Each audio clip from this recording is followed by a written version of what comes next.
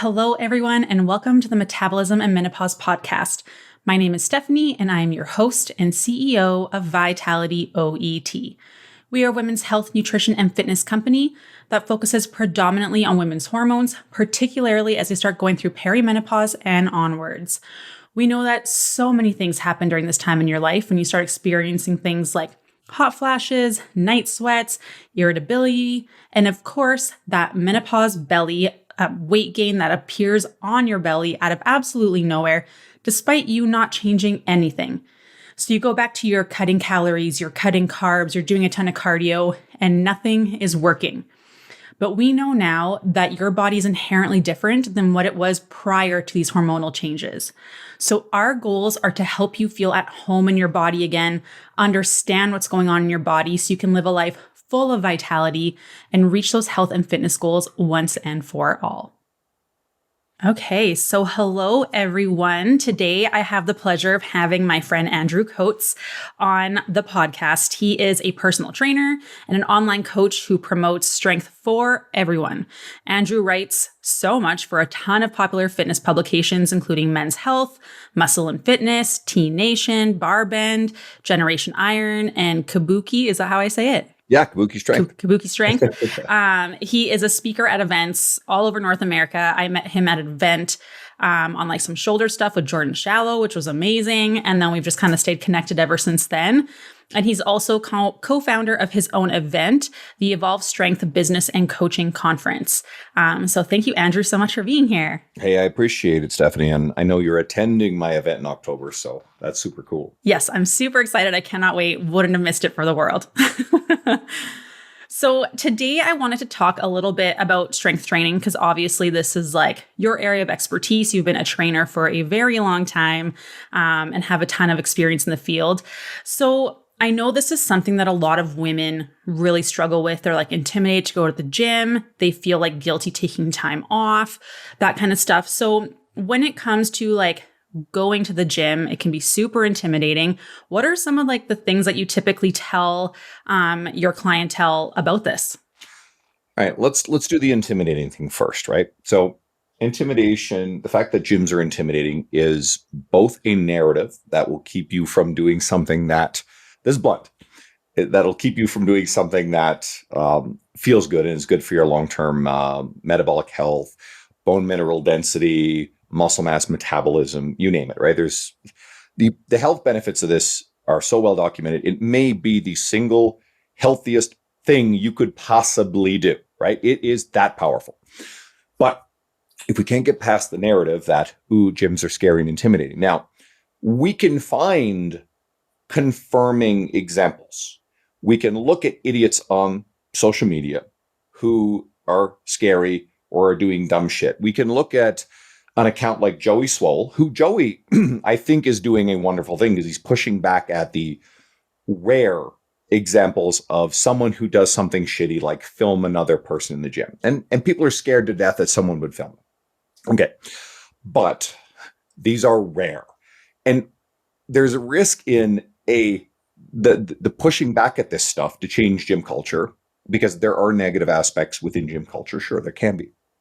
But they're so uncommon that the overwhelming majority of people's experiences within gyms are positive. Look at all of the women, people in your world who enjoy going to the gym on a regular basis, right? And they're generally super positive about it. Or they have skills to be able to manage negative experiences. If you don't want to have negative experiences with other humans or risk them, stay at home forever. Never go to a job ever again. I mean, why is it that gyms somehow get singled out as being these intimidating places? I have had way worse experiences in workplaces with terrible people, bullying malicious coworkers, etc., than I have with the average gym goer. Okay, that's one thing. Don't ever drive again, because you're going to have, people who act like idiots on the road. But if we stop for a second, what percentage of people who do stupid or nasty things on the road versus everybody else who's actually really good? It's absolutely infinitesimal. It's tiny. So we can look for the rare confirming examples to support our belief, the limiting belief that keeps us feeling good about inactivity. We love to craft narratives that support the staying the same, right? Well, I know this behavior would be really good for me, but here's all the reasons why I can't do it. Oh, gyms are scary. Oh, this is hard. I can't do this. All these fixed belief systems. Or we can look for the more abundant disconfirming examples of all of the really nice, normal, awesome people that go to the gym. Or maybe we could be a little bit less judgmental, call ourselves on our own bullshit, because you get that jacked, tattooed guy or girl that seems a little intimidating. And guess what? I bet you that person has a story about coming out of like a worse place in their life, where the gym was something that actually was the healthiest thing they did for their physical, but their mental health.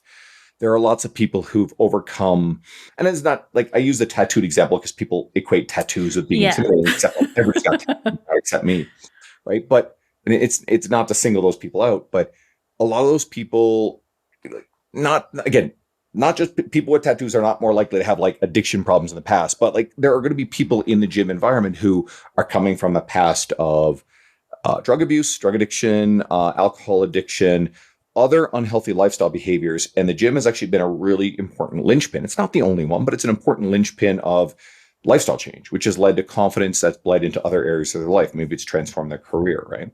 I've had some of that experience for sure, like a career in fitness. Or we can just believe all of the stuff that, oh, I'm not the kind of person who could do that. Oh, gyms are scary.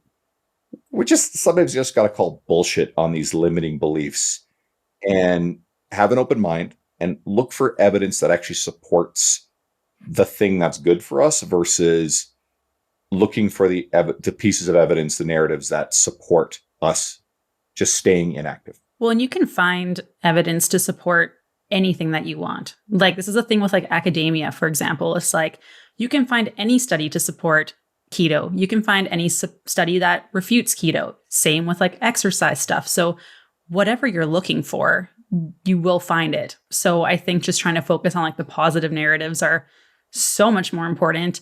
What was like your narrative of like getting into the gym? Like what's your story? I was active as a kid. My parents facilitated that. I was very active in cross-country skiing, competed at a very high level, switched to basketball probably around 13 years of age, played high school basketball. And this is rural Newfoundland, so the skiing was higher level, provincial medals back in Newfoundland. But the basketball, I mean, at 6'2", a 6'2" white kid from Newfoundland probably doesn't have NBA aspirations. That being said, there was a young man who my brother played high school ball against who was 6'4", who very narrowly missed the NBA from Newfoundland, rural Newfoundland. So, I mean, like, those crazy dreams can come true. Yeah. But that being said, when I went to university, I kind of got away from activity a little bit, party lifestyle at university. But thankfully, I just walked so much across campus all the time that I stayed lean. I didn't gain the freshman 15 or 25. That was like my biggest fear going into university. Like, I couldn't, like, obviously I cared about grades, but like the freshman 15 was like this haunting thing that was like, you didn't want to have it. And I think I grew up in a different world. I mean, I'm older. So, the internet wasn't really, like, the internet was there, but it wasn't like there was any of the social media connectivity stuff that like perpetuated these things. So I just went and didn't even think about it. It wasn't even like a thought in my mind. And everything was more or less fine, right? Like I said, like I just walked a ton. Yeah. Like walking, very, very potent weapon in metabolic health and all that good stuff, right? It's good for you. For whatever reasons you're doing it, right? Walking around a big campus is good. And then I think after I graduated university, I went through a rough patch, big life change from being in that university environment and a lot of the social stuff. Hit a really bad patch, but then I shook it off, got in the gym, and then over the course, I was about 24. Over the course of about 7 months, I put on about 40 lean pounds of muscle mass. Genetically, I've done very, very well with this sort of thing. And yes, that was done naturally. Okay. And so it stayed with me over the years. And there were ebbs and flows. I worked in different careers. Some weren't conducive. I owned a nightclub, which wasn't conducive to being as consistent with the gym environment as I wanted. I would have been about 27 at the time. I'm 45 now, for context. And then I moved across country just to leave that world behind. Different opportunities came to Edmonton, got back in the gym environment. I very much buried myself in World of Warcraft, which I loved at the time. Very fun, good transition out of like the bar scene, but also hard to balance both hardcore World of Warcraft and consistent gym. So eventually the gym won out, World of Warcraft got retired, and just head down in that, and just it became again like just a core part of who I am, my identity. I loved it. And then the staff at the gym that I worked out at kept bugging me to come work there as a trainer. And after saying no a few times, I finally said yes at 32 years of age, changing careers, feeling overwhelmed, not knowing what the hell I was doing. And let's just say things worked out better than I ever could have imagined. That's amazing. I think for me, like the gym was, I was super intimidated before. People don't believe it, but like I used to be like, I was always talkative. And like once I knew people, I'd be extroverted, but like I didn't like attention. I was afraid of judgment. Like when there was attention given to me, I was always nervous of it being like used against me, or like, like I got asked to play like volleyball at the college level. And like when people found out, they were like I lost so many friends. Like, so attention, good or bad, was always like, so like I was always intimidated and nervous of like what people would think. So my journey was like, start at the elliptical and the treadmills, because like that was what you did. And then I joined a couple fitness classes, and then I bought like a women's health, like I think it was like exercise Bible or something like that, and started doing some of the workouts in there in like the little studio space, and then worked out to the machines, and like eventually worked your way over. But it was like probably one of the most empowering experiences I've ever had, where like feeling strong and being confident and being proud of like what your body can accomplish, as opposed to like what it looks like. And like there was always that aspect of it, because we all want to look better and look more fit and be more fit. But it was like this whole new world where like I had this new confidence that I like had never experienced. And I think that's part of the reason I'm so like outspoken and loud now, is like, you guys can blame the gym. So if you don't like how loud I am, let's blame it on that. Well, you just shared one piece of the journey where, early on, you were very like, people are concerned with what other people think. I mean, that's we're wired that way, but clearly the gym experience empowered you to stop letting other people's narratives, or more often the narratives that we think are going on with those people, what we think those people are thinking and saying. When people are fundamentally, they generally are focused on themselves more than they're focused on other people. And those things can be very convenient reasons to play small. And I mean, I think humans do this, but I think women can be very vulnerable to this, is to play small, is to hide away and, quote, not take up space. And I like this. I don't know where I got it. I've seen it around a bunch of times. I've been using it, but I love the idea of women taking up more space in gym environments, especially in free weight sections. And there's a whole bunch of stuff here. Number one, like any part of the gym is a valuable place to spend time. But if you're intimidated because, well, that's where all the big guys are, you have every bit as much right to be in that space as anybody else does. But here's something else. If you're willing to be the one who braves that space, other women are going to see you there, and you're actually paving a way for more women to feel safe and welcome in that space. Now, here's a funny thing. When you actually do this stuff, what you're going to find is most people, most of those big guys, are some of the most welcoming, supportive people you're ever going to be around. You take someone like a Jordan Shallow, right? Big, like teddy bear when it comes to that sort of stuff. Jordan, it could be to the person who doesn't know him, could be a terrifying looking creature, right? Oh yeah, like he's big, like huge, monster, the beard, tattoos up his neck, right? Funny, genuine, sweet. And guess what? Most of those people are like that because they tend to understand the value of the stuff. They tend to be secure, and they don't gatekeep something that has actually gifted them with great, better mental health, better physical health. They're far more likely to welcome people. Yes, there will always be these confirming examples of the shitheads in a gym environment. But like I said, you're going to find them on the road. You're going to find them in gym, in workplaces. You're going to find them out in the world. You can't avoid them. So you better just say, fuck it, this is the reality. Have some skill dealing with those people and be willing to take up space. And I really like that as a mantra. It's like, take up space. You have every bit as much right. There's something else you asked in the initial part, and I wanted to make sure we hit on it. There's another narrative that can hold women back more so. I mean, it can apply to men in certain cases too, but it's the the societal expectation of the caregiver and especially the parent to put themselves last. And I know you were alluding to it, so I think this has to be addressed. It can be seen as you can fear being judged or be shamed or can feel shameful to do something that appears to put you before that of the care of elderly parents, children, when here's something really important.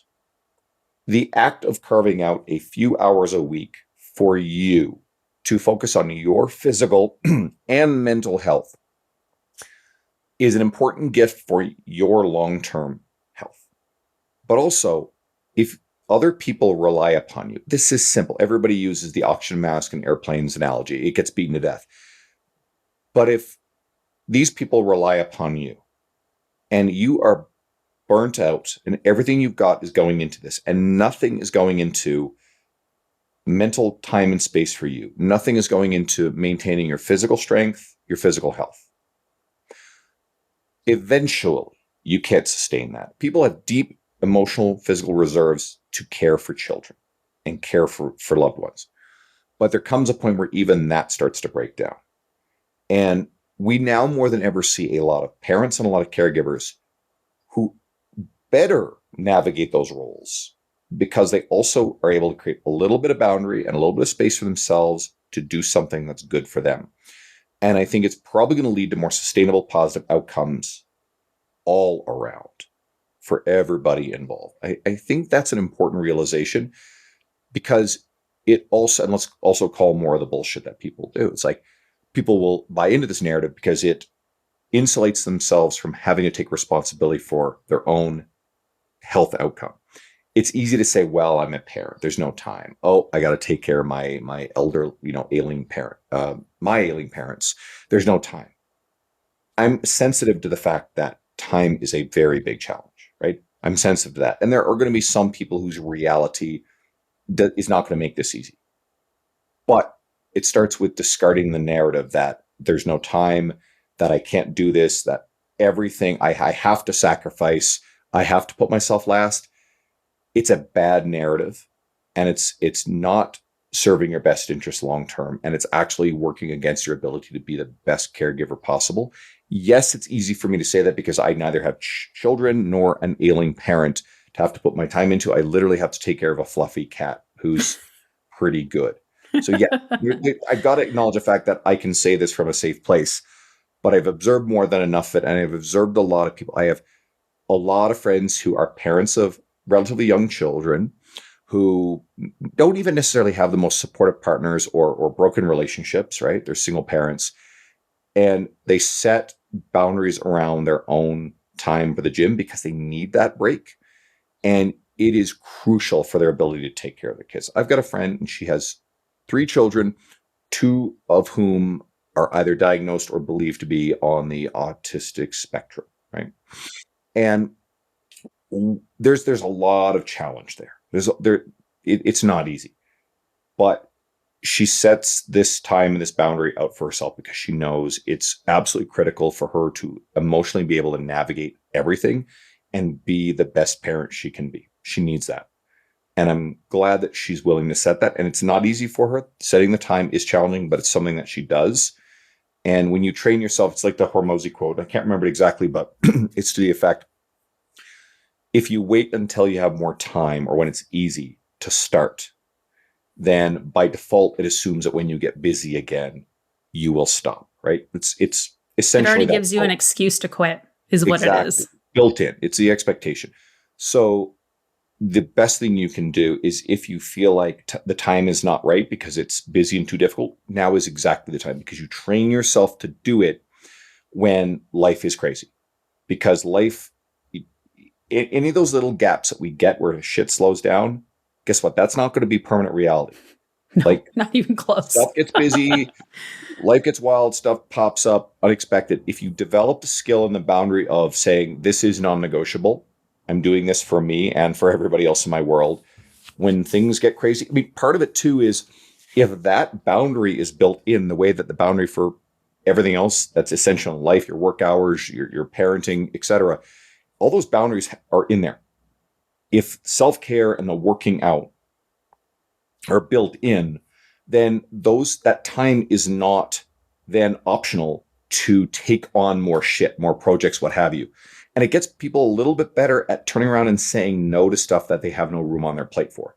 So if you set that clear boundary, this is non-negotiable. I am not willing to sacrifice this to take on more shit that other people are asking you to do.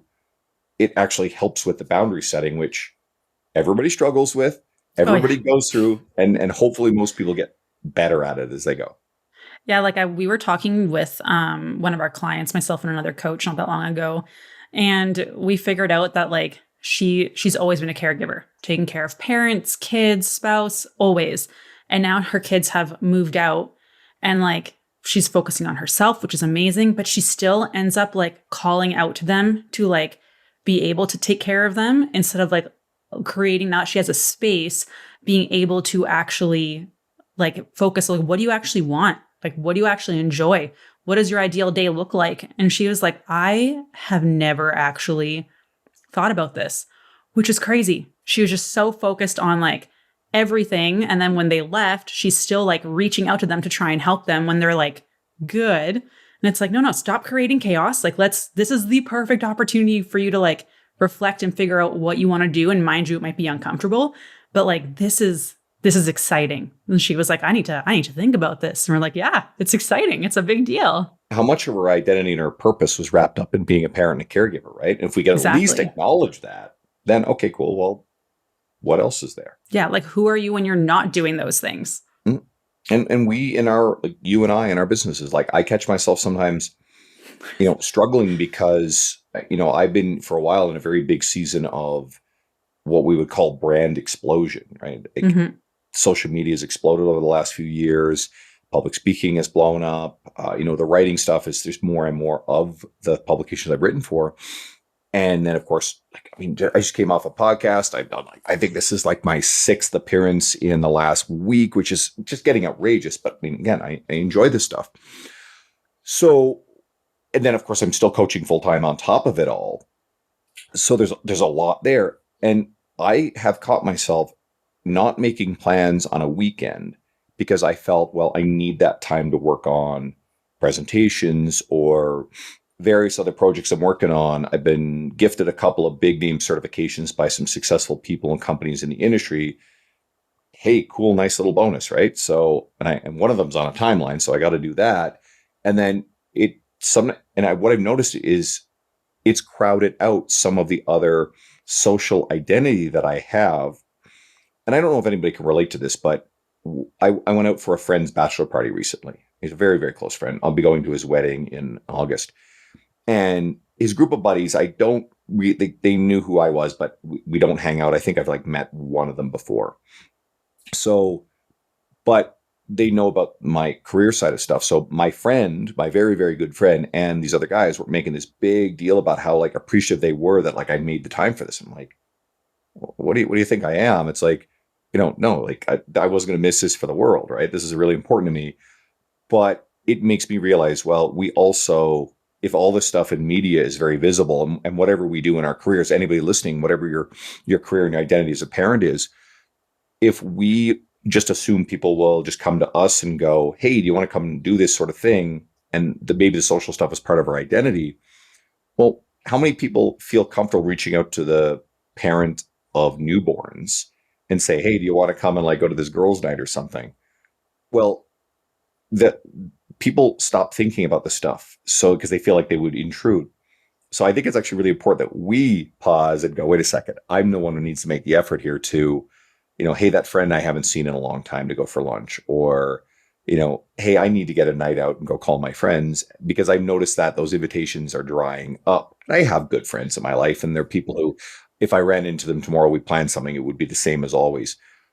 And I do have good friends who make efforts, right? And I don't need to see everybody every week to maintain a really strong friendship. But also, I can look back at people I haven't talked to or seen in years. Now, if I ran into them, we're probably pretty good.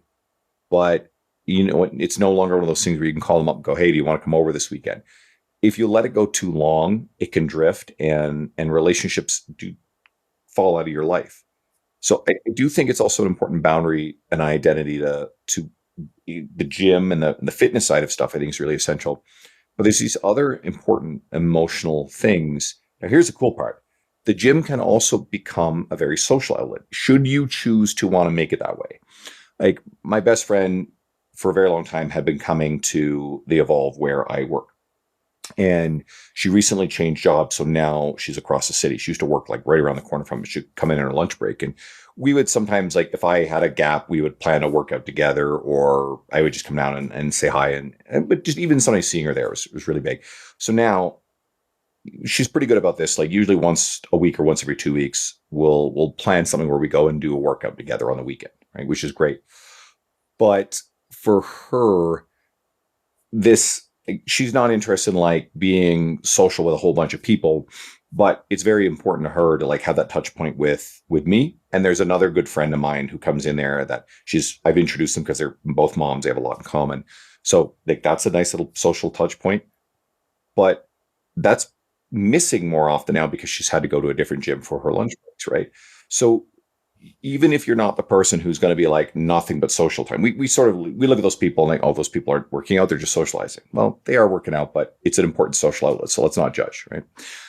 But I think almost everybody has some degree of, even if you don't want to interact with other people, but literally being in an environment where there are other people around often can make a very big difference to your emotional well-being. Having the option, if you want to like interact with other people, but have your headphones on, hat down, and say, no, I don't want to talk to people today, can still feel good.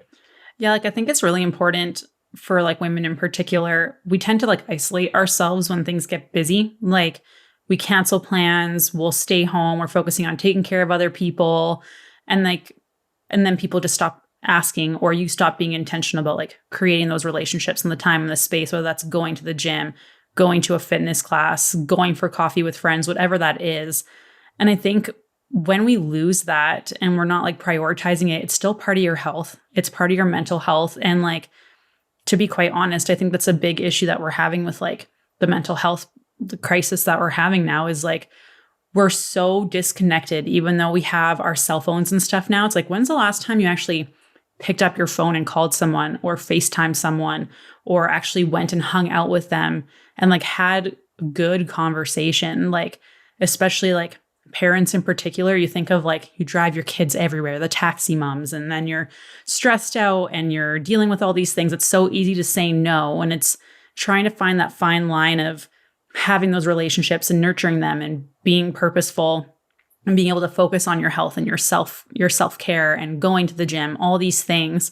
So it's going to be tough and it's going to be difficult, but I think it's really important to prioritize things and be intentional with what do we do in our spare time, and let's make sure we actually have time. Like, let's make time, because it's so easy to just not. How many times have you found, because I get caught in this, you feel guilty for sitting down and watching a movie or a TV show you enjoy? I mean, and there's a balance of people who do way too much of that. That's the other end of the spectrum. But the people who get caught up in the need to be productive, and that can be with what you and I do with our careers. I can Big tell time. from our conversations, you very much are afflicted by this. Lord knows Yes. I am. But maybe it's the career professional who is also a parent, where you feel like you need to always be in some sort of like productive mode. And then we feel guilty for doing something intentional, like sitting down and again watching that TV show, or maybe it's playing a video game you enjoy, right? But what ends up happening? You hem and you haw, and then all of a sudden you realize, wait a second, an hour went by where you weren't doing anything productive and you were mostly scrolling or flipping between apps. Who's ever done this where you're like, all right, let's see what's on Instagram. Cool. All right, nothing there. All right, let's go over to Facebook. Now there's Threads, which is the new Twitter thing for Instagram. And maybe you use Twitter, and maybe you're over on Snapchat, and who knows what else you're doing. And maybe by now there's something back on Instagram. And who's gotten caught in that cycle? A dopamine, I need something exciting. It's like, it's literally playing. It's the same brain centers as playing a video lottery terminal. You're playing a video lottery terminal, except it's in your hand. But you did that instead of doing something that you kind of felt guilty about, which would have been probably more emotionally rewarding. Like, there's some shows and some movies I fucking love. I just enjoy. I can, like, most of the women here are probably not going to give two shits about this, but I love the Fast and Furious series. I love them. They're fun. Even the new ones, which are like objectively kind of terrible. Right? But anybody who looks at those and goes, oh, critical reviews are bad. It wasn't ever meant to win an Oscar. Seriously, right? Yeah, it's just But pure enjoyment is what it is. fun. And then you get other sort of weird rubbish because modern day like media, everybody's freaking out about all sorts of stuff. One of the things I love about the Fast and Furious franchise is like, have you ever, and this is complex ideological shit, but you ever notice that like you could tell a lot of political stuff feels a little forced with a lot of movies? Yeah. And we all have our own complex feelings on that. Go watch Fast and Furious. Diverse cast, strong female characters, badass across the board, without ever feeling like they did it for that purpose. These are just like Michelle Rodriguez is just epically badass, right? Yeah, she's so cool. And then there's plenty of other examples of that all across the series.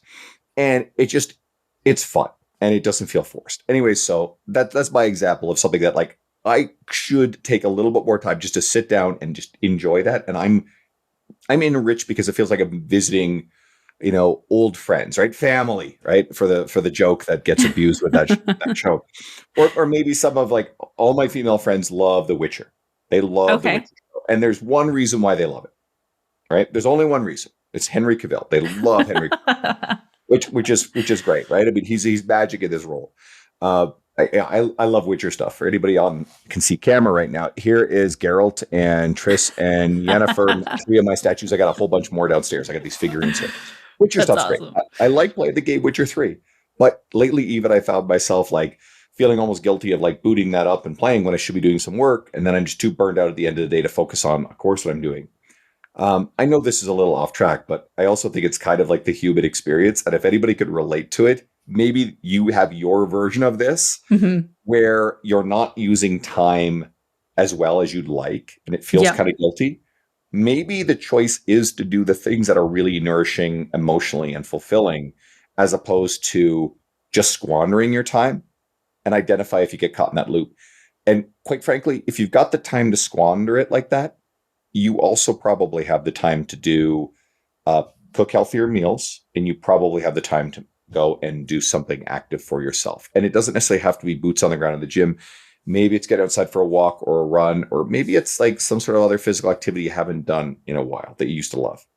Yeah, like I feel like it's so wild how we all feel the need that we need to like earn our rest or earn that time to do something we enjoy, which is absurd, because when we're doing things that fill up our cup and we genuinely enjoy and can be creative or active or whatever it is that really fills us up, then we're more productive when we go do the other things. Like when you're in a better mood, when you're happier, when you're enjoying your life, you're so much more creative at work. You're so much more able to focus. Like it really provides so much benefit. Yet for some reason, we glorify this go, go, go, no days off, have to be productive all the time. I'll sleep when I'm dead. Like all these crazy, stupid quotes that I keep hearing all the time. And I'm like, who is saying this? Because like, I don't like it. And I don't agree. I really don't. I mean, I have a nuanced thought too with this, and the other podcast I was on, we got into this a little bit. There's going to be different messaging for different people.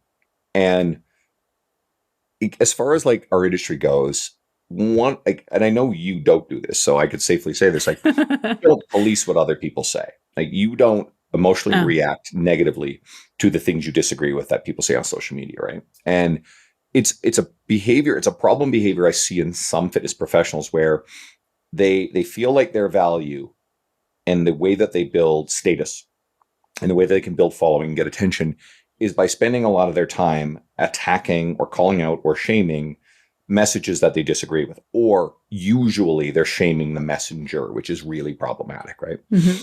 And for everybody listening, you're not going to agree 100% with everything that I say. And you probably don't agree with 100% with everything that Stephanie says. Although I think you guys probably self-select because you really love Stephanie's empathetic message that speaks to you. So that's a good thing. But my guess is if she puts up a social media post that 100% doesn't align with you, you think she's wonderful. She has a massive bank of grace with me. This one, it's not for me. I'm going to focus on the rest of my day. You don't engage in outrage and go, no, that needs to go away. And you can see things on different people's media and see that people are sharing very valuable things. But then sometimes some of that media doesn't agree with you. And I use the example of 75 Hard. There are a lot of people in our industry who hate it and they want it to go away and they think it's the most malevolent thing ever. No, it's just not for you. Do I endorse it? No, I don't. I've never tried it. None of my messaging or my media like emphasizes that level. But guess what? There's a danger here because I think there are vulnerable people who may try that and it may not work for them. But that's probably no different than the people get soaked into keto dieting or any other number of popular fad diets, which can work for some people, but they're alluring to the wrong kind of people too, right? So, and yes, there are some people out there who freak out and think that keto dieting should be banned from existence. And there are other people who take the nuance and go, well, if it works for you, it's fine. Well, guess what? I don't think anybody listening is probably going to want to do 75 hard. But as an example, there are people out there who it probably will change their life for the better and teach them some valuable skills, and it will work for them. And guess what? I leave it to those people, right? Let those people self-select who, that's fine. Or if it's not for you, but you try it, just like you, Stephanie, said, you had a journey of different things you did in gym environments. How many people listening started out on cardio equipment, right? And what do we really believe? Fundamentally, the best thing someone can do is probably do resistance training, like strength training, building bone mineral density, maintaining muscle mass, maintaining metabolism over time, all that sort of stuff. But is it bad when someone starts out on the cardio and is not lifting weights? My God, no. It's like the person who's stepping in the gym and doing it's still good for your cardiovascular health. And it's a point on the journey, right? So I'm not interested in fighting against things that I don't think are the perfect outlet. I'm always going to encourage people to find the message and the messenger that works best for you. And as long as it's not rooted in bullying, shame, or anything that I actually think is really, really negative or maladaptive, promoting eating disorders, for example, then guess what? It's fine. And also there's an element we can't protect people, like even the idea of counting calories and calculating macros and things like that. The wrong person using that system can be quite maladaptive. Does that mean that it should go away for everybody else? God, no. It just means that we have to do a better job of helping the person who that would be maladaptive for to basically say, hey, you probably shouldn't use this system because it may lead you into, maybe some obsessive behavior in a negative way. Yeah, and I think it's all about like figuring out who it's targeted towards, right? Because people will like see stuff and get upset, and it's like, okay, maybe they're not talking to you. Like the advice I give is not for the 30-year-old dude in the gym trying to like lift like crazy. For them, they could probably handle a lot more stress and they can handle going to the gym every single day. Whereas I'm working with women who are going through hormonal issues, hormonal imbalances, have been doing yo-yo dieting. Going to the gym every day and like trying to push themselves every day, probably not the best option until we make sure they're eating enough food because they're all eating like 1,200 calories. So it's like people get so caught up on like putting a stake in the sand or a line in the sand or however you want to call it. And it's like, okay, but pay attention to who it's for. And if it doesn't resonate with you, you just move on. Like it's fine. And it's just figuring out where you start, and where you start will not be where you stay. You'll keep going and changing who you're following and what's important and implementing new things. Like I started on the cardio machines, but I like faced my cardio machines so I could see the fitness classes and I could see the gym and like figure out how the cable machines worked and how to set up the leg extensions and those kinds of things. So it was like, it's just baby steps and you'll go at the pace that feels good for you. And like hiring a coach can help you like speed up through that process and have the support and feel less intimidated. But it's like, people just get so emotional about so many things. And it's like, this is just one person and their opinion, their experience, who they work with, what they've seen work, the research they've done. Because again, you can find research to support literally anything. It's just applying it appropriately that matters. You're talking about emotional reactivity, right? And life gets better where we recognize being emotionally reactive and not letting our emotional reactivity rule us. If we can just take a big deep breath and like the whole like if we see something we don't like on social media or doesn't apply to us, there's this cartoon graphic and it's like this person is walking past, sees this, and then it's like you see a pile of dog shit on the side of the road, and the person who goes in and takes the bait and emotionally reacts to that whatever post that they don't like and they start arguing about it. is literally the person who starts rolling around in the dog shit and then starts going, I don't like this. This is terrible. It's like, why don't you just not roll in the dog shit and walk on by and ignore it, right? So it's a very good analogy. I'll give you a good example of something we just talked about and shout out someone who's awesome, Molly Galbraith of Girls Gone Strong. Molly's great. So I'm currently doing Molly and Girls Gone Strong's Menopause course, which honestly I think is a sensational resource. So Molly had put up a video of her doing a 65-pound barbell Turkish getup, which is absolutely astonishing. That's insane. That's insane. So Molly is strong, right? For everything that she does, Molly's a certified strength and conditioning coach, and probably one of the most influential, certainly women, but people in general, advocates to get women to strength train. And so some troll commenter, some dude, goes in there and goes on about how that's a very inefficient way to build muscle. That's not the point.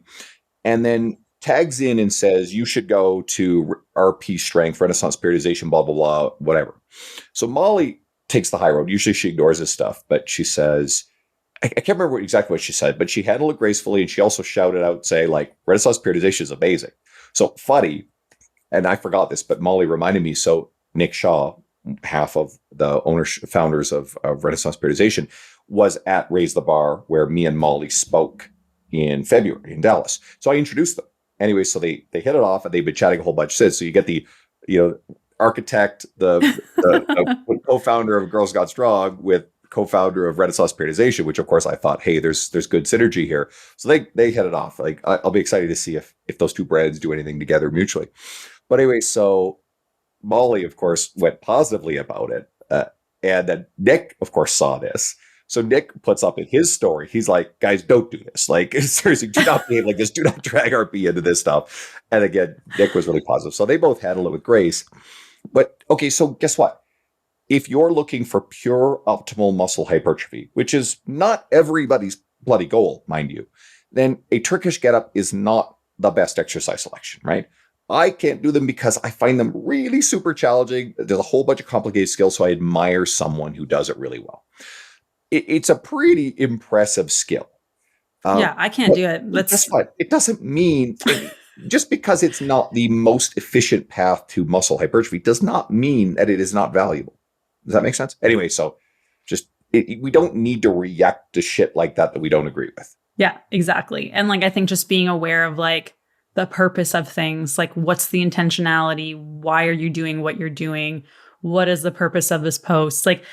We just react so much to everything. It's bizarre. It's since I've been I love psychology and researching that kind of stuff.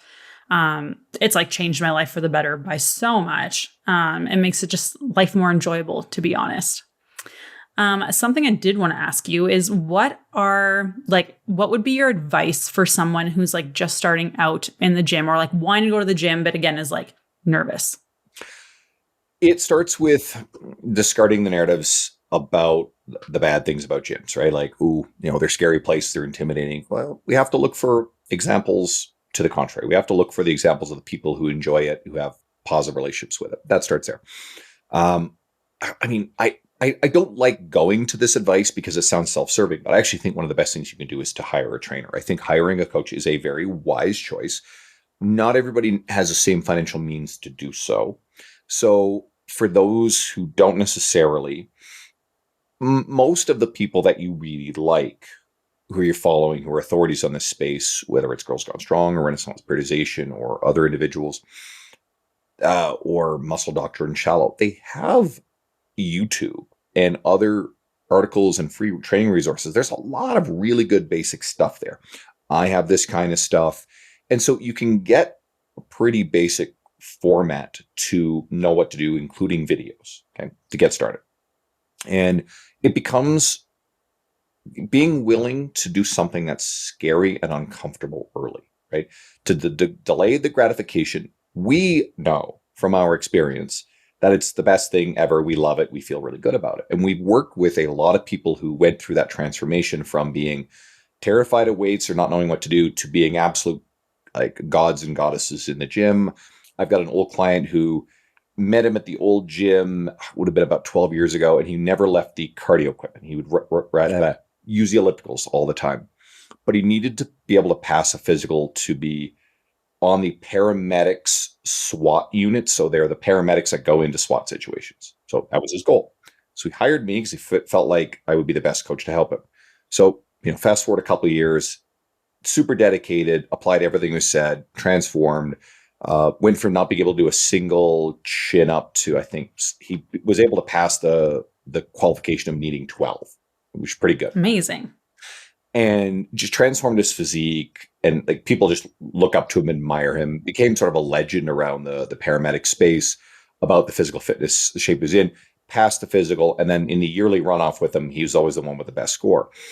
Years and years later, it's one of the things that held together his mental health, dealing with the very challenging environment and often unsupportive work environment of being a medic, frontline healthcare professional, to where now he's a year and a half away from finishing physical therapy school. And because he wants to help work with populations that work out in gyms, but B, he's seen a lot of his former coworkers still, who have workplace injuries, often some very serious accidents. And he actually wants to be able to help some of those people as well. So it's cool how going from a piece of cardio equipment, never stepping off it, to actually just like completely changing a life and a career, that sort of shit is special. So for the person who's just starting out, that seems very like wild and far off. Just take an action, the next action in front of you, do something kind, picture you, the future older person, and everything that you do is doing something kind for that future version of you who's completely at your mercy. And I like this exercise. If you picture yourself not as this far off abstract thing that is never going to happen, but as an older version of you, visualize and see the human person there. We are far more likely to do something kind for another person than we are an abstract concept. It's a reason why when we watch videos of, quote, starving African children, they don't quote you statistics of the sheer number. They always show you children. They always show you real humans, which makes people far more motivated to donate, to sponsor, right? The same principle works with your own psychology if you think about who you are and who you will be. Because if anybody listening, and I'm guessing the people listening are probably making a good effort in a positive direction, but have you ever been in a place in your life where you were on the wrong path and you were not, you were trending towards worse metabolic health? And you can now look back and think about the inflection point where you made a choice to change your life. How fucking grateful are you for past you having done that and been really fucking uncomfortable in that moment and for a sustained period of time to lead to where you are right now? So think about that. Yeah, like I like to think about like who you want to be versus like where you are now. And it's like, okay, so you have this idea of like your health and your fitness and what that feels like and what that looks like. And it's like, okay, so is what you're doing right now moving you closer or further away? What is like one thing that you can do to like move the needle in the right direction? Because we all talk about like trying and like wanting to, oh, I'm trying to eat better. Oh, I'm trying to make it to the gym. Oh, I'm trying. And it's like, trying is like already giving you an excuse. And it's like, oh, if I don't make it, it's okay because I didn't like commit to it. It's non-committal language. It's very non-committal. Right? Exactly. So it's like, okay, so you're already kind of giving yourself like an out, which is like not okay. But like the person you're going to become is based off of actions, not trying, not thoughts, not wishing, not dreaming. It's making an actual choice and making an actual action. It's the actions that add up to you becoming who you want to be. So I think it's like, it's tough and it can be so scary to enter the gym, but like there's people there to support you. Like ask someone who like clearly knows what they're doing. Hey, can you show me how to adjust this cable machine? Or hey, how do I like set up this leg extension? Do you mind showing me if I'm doing it right? There's people at the desk that get paid to do this. Like go ask them to like show you how to use a couple things. There's usually always a personal trainer be like, hey, do you mind just like teaching me how to squat properly? Like that's what they're there for. And it can be super, super intimidating, but like that's literally what they're there for. And like you don't have to be afraid. They're there because they enjoy it. At least they should. If they're there and they don't enjoy it, I'm like, what are you doing working in a gym? Absolutely. Okay, so where can people find you, Andrew? So if you're wanting to like see more about what Andrew's doing, his events, what he posts. I love his Instagram posts. They're so great. They're always good quotes and I just love them. So where can people find you? Instagram is the best place for everything. It's a clearinghouse for everything else I do, at Andrew Coates Fitness. And if you ever have questions, I respond to every message, DM. So I'll happily do that. I always look in the hidden folder. I catch them every day. So please reach out. Yes, I have a website at andrewcoatesfitness.com. I have an email newsletter. I normally don't shout it out, but if someone's looking for, I have a basic strength training program, a lot of detail, plus videos for everything. It's on there if someone joins my email list. You have to make sure you look for a confirmation email. That one sometimes gets in junk folders. So more than happy if that would benefit you. And it's, like I said, it's free. I've got a lot of articles on my website about strength training and various other aspects of fitness and nutrition. All the ones that I've written for other publications, they're all linked out in one section. So there's a bunch of resources, but if you're looking for something specific, just shoot me a message. I'm more than happy to. Yeah. Andrew's very, very responsive, like very responsive. I've messaged him a ton, so he will answer you. I promise I will. And I'm going to do a little thing here because I like to remind people to do this. So I've seen the way that you built your business, Steph, and I know how successful you've been, and I know the kind of impact that can have. So I'm guessing the listeners here are probably pretty devoted. So, yeah, most of them are. Right. And I mean, like, not everybody's necessarily coaching with you. Mm-mm. But the fact that you do this podcast is a place where probably a lot of people listening have decided, hey, I want to come and coach with you. But this podcast like this also, we don't get paid for them. And we do them because we enjoy it. It takes a little bit of time out of our day. There's a little way that listeners can give back. And it's so simple. And we always forget this. Now, don't do this while you're driving, but it's to go give that positive review on the platform you're listening to, right? It really does make a difference. So go do that little gift for Steph. It's going to make a difference. And I'm a big believer in this, to share this with someone in your world. Like, referrals are everything. I'm guessing most of your listeners are women. Mm-hmm. You guys, you hang out in groups and you talk about stuff that you won't talk about in front of guys like me. So if you've got other women in your life who are talking about the same challenges, share this podcast with your friends. It's probably going to, especially if the stuff you've gotten from here has been life-changing for you or really insightful, it's probably going to help them too. So that's a cool little gift that you can give, and it supports Stephanie. So I appreciate you having me on. Thank you. Thank you. That was awesome. I've actually never asked anyone to review or share. So there you go, guys. Andrew did it for me. Thank you so much, Andrew. It was so great to have you on, and we'll talk to you soon.